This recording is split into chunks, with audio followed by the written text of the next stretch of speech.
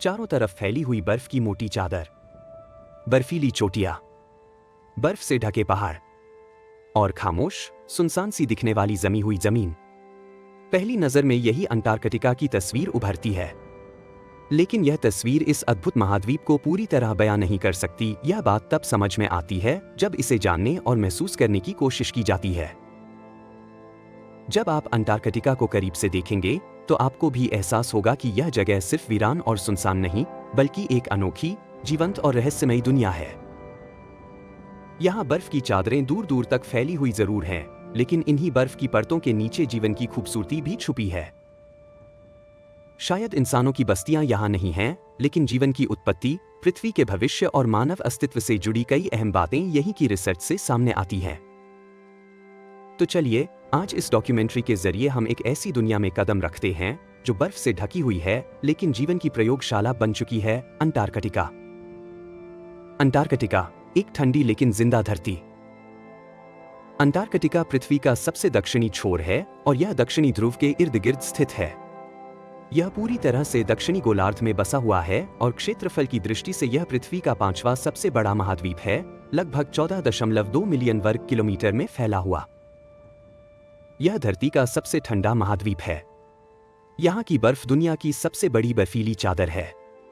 इस महाद्वीप के कुछ हिस्सों में साल के कई महीनों तक लगातार अंधेरा रहता है, वहीं कुछ हिस्सों में महीनों तक सूरज डूबता ही नहीं। अंटार्कटिका को चारों तरफ से दक्षिणी महासागर, सदर्न ओशन, ने घेर रखा है। यह महासागर दुनिया के 3 बड़े महासागरों, अटलांटिक, प्रशांत और हिंद महासागर, से जुड़ा हुआ है। यह महासागर अत्यंत ठंडा और गहरा है। इसकी औसत गहराई 5000 मीटर है, लेकिन इसका सबसे गहरा बिंदु विक्टोरियन डीप है, जिसकी गहराई लगभग 7236 मीटर है और इसे 2022 में खोजा गया। अंटार्कटिका के चारों ओर फैले समुद्र। अंटार्कटिक महासागर के अलावा अंटार्कटिका को कई अन्य समुद्र भी घेरे हुए हैं, जैसे रॉस सी, वेडेल सी, एम्सन सी और बेलिंगहॉसेन सी। रॉस सी अंटार्कटिका के पूर्वी तट पर स्थित दुनिया का सबसे बड़ा समुद्र। क्षेत्रफल लगभग 1.8 मिलियन वर्ग किलोमीटर और गहराई करीब 7140 मीटर। वेडेल सी साल भर बर्फ से ढका रहता है और अंटार्कटिक इकोसिस्टम में इसकी भूमिका बेहद महत्वपूर्ण है। एम्सन सी कई बड़े शेल्फ ग्लेशियर और द्वीपों से युक्त, जैसे थॉमसन और रोस द्वीप।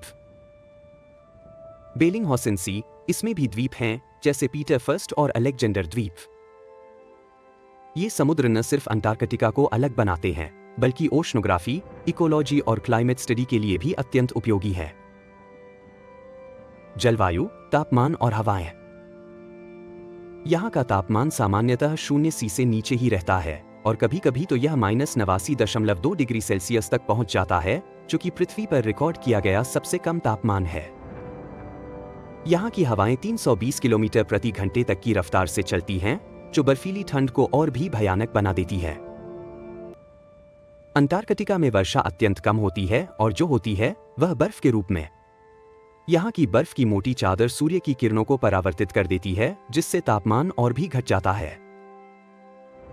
अंटार्कटिका की ऊंचाई और भौगोलिक विशेषताएं। अंटार्कटिका को दुनिया का सबसे ऊंचा महाद्वीप भी कहा जाता है। इसकी औसत ऊंचाई 2200 मीटर 7200 फीट है, जो किसी भी अन्य महाद्वीप की औसत ऊंचाई से अधिक है। यहाँ की बर्फ की मोटी परत ने जमीन को इस कदर ढक लिया है कि भले ही कुछ हिस्से नीचे हों, फिर भी औसतन यह सबसे ऊंचा बना रहता है। अतीत का हरा भरा अंटार्कटिका। यह जानकर हैरानी होगी कि अंटार्कटिका हमेशा से बर्फीला और वीरान नहीं था। यहाँ पर मिले जीवाश्म बताते हैं कि कभी यह स्थान हरियाली, गर्म हवाओं और जीव जंतुओं से भरा रहता था।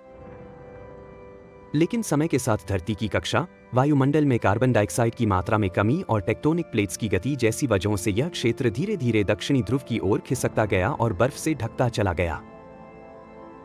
खोज, पहचान और अंतर्राष्ट्रीय संधि। 18वीं और 19वीं सदी में वैज्ञानिकों ने अंटार्कटिका की खोज शुरू की। वर्ष 1820 में रूसी खोजकर्ता फेबियन गॉटलिएब वॉन बेलिंगसहॉसेन, ब्रिटिश खोजकर्ता एडवर्ड ब्रांसफील्ड और अमेरिकी सील शिकारी नाथनियल पामर ने इसके तट को देखा। बाद में डेविड हेनरी लुइस 10 मीटर लंबी नाव से यहां पहुंचे। बाद में एक अंतर्राष्ट्रीय अंटार्कटिक संधि के तहत इस पूरे महाद्वीप को शांति और वैज्ञानिक शोध के लिए समर्पित कर दिया गया। इसके तहत कोई भी देश यहां पर सैन्य गतिविधि, खनन या दावा नहीं कर सकता। प्राकृतिक संसाधन और संरक्षण। वैज्ञानिक मानते हैं कि यहां तांबा, सोना, पेट्रोलियम और गैस जैसे खनिज भंडार हो सकते हैं, लेकिन संधि के अनुसार इनका दोहन वर्जित है। इसलिए अंटार्कटिका को विज्ञान, पर्यावरण और वैश्विक सहयोग का प्रतीक माना जाता है।